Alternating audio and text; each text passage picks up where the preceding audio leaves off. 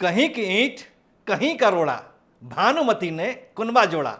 यह है कहानी भारत के विपक्षी दलों की। ओह माफ कीजिएगा, ये कुनबा अभी एकजुट नहीं हो पाया है, क्योंकि भानुमति यानी विपक्ष के इस कुनबे की कभी कोई ईंट खिसक जाती है तो कभी कोई दूसरा पत्थर निकल के गिर जाता है।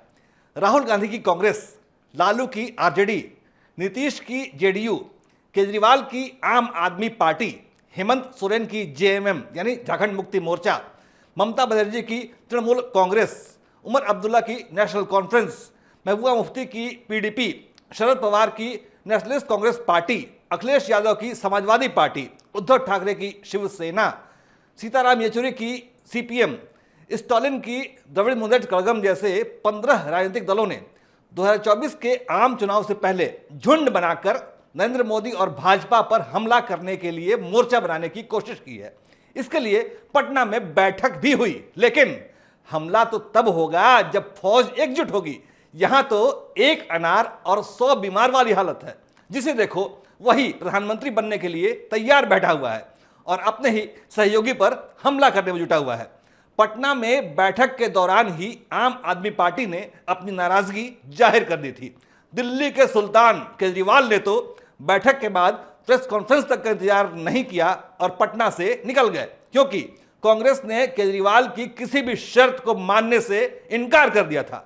दरअसल केजरीवाल चाहते थे कि पंजाब और दिल्ली में कांग्रेस अपने उम्मीदवार खड़े ना करे, लेकिन ये कैसे पॉसिबल है। बात नहीं बननी थी और नहीं बनी, जिसके बाद केजरीवाल और कांग्रेस के बीच जो जुबानी जंग शुरू हुई वो अब तक जारी है। उधर ममता बनर्जी ने अपने राज्य पश्चिम बंगाल में पहुंचते ही सौजन्यता का चोला उतारकर फेंक दिया और कांग्रेस पर हमलावर हो गई। उन्होंने कांग्रेस को भाजपा की बी टीम करार दिया है, क्योंकि पश्चिम बंगाल में हो रहे पंचायत चुनाव में कांग्रेस ममता बनर्जी के सामने गंभीर चुनौती पेश कर रही है। इस विपक्षी गठबंधन की सबसे बड़ी समस्या यह है कि यहां सभी दूल्हा बनने के लिए तैयार हैं, कोई भी बाराती बनना ही नहीं चाहता। यानी सबको प्रधानमंत्री की कुर्सी चाहिए। नीतीश कुमार की दिली ख्वाहिश पीएम बनने की है, ममता बनर्जी की अपनी महत्वाकांक्षा है। केजरीवाल तो औकात ना होने के बावजूद हमेशा से खुद को पीएम पद का दावेदार समझते रहे हैं। भले ही राष्ट्रीय जनता दल सुप्रीमो और देश के सबसे घाघ राजनेता लालू यादव ने राहुल बाबा को दूल्हा बनने की सलाह देकर चने के झाड़ पर चढ़ाने की कोशिश की है, लेकिन ऐसी घमासान में राहुल गांधी भला कैसे दूल्हा बनेंगे, यानी कि किस तरह प्रधानमंत्री का पद हासिल कर पाएंगे। सभी छोटी पार्टियां ये उम्मीद कर रही हैं कि कांग्रेस पार्टी उनके राज्य में अपने उम्मीदवार खड़ा ना करे, जिससे कि भाजपा के खिलाफ संयुक्त मोर्चा तैयार किया जा सके। लेकिन कांग्रेस के लिए एक ये बड़ा आत्मघाती कदम साबित होगा। ऐसे में ये सोचना ही बेहद मुश्किल लगता है कि ये सभी पार्टियां मिलकर भाजपा से सामना करेंगी।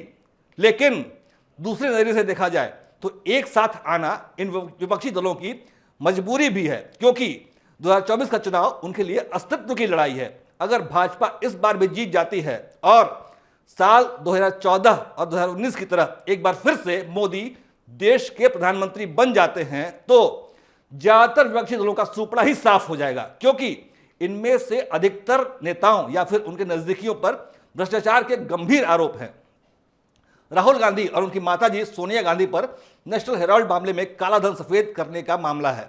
ममता बनर्जी के भतीजे अभिषेक बनर्जी के खिलाफ जांच चल रही है।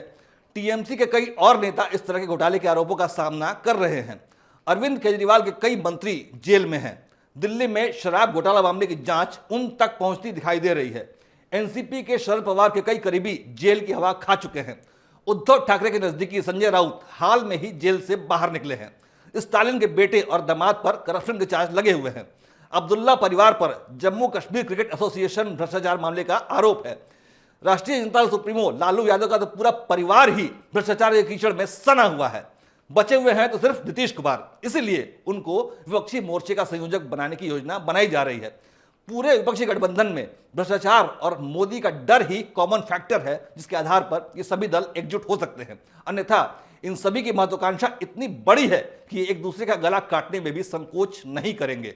तो कहीं से भी ईंट और कहीं से भी रोड़ा लाकर भानुमति का कुनबा एकजुट करने की कोशिश की जा रही है, लेकिन यह मुहिम कितनी सफल होगी ये वक्त ही बताएगा। जय हिंद, जय भारत।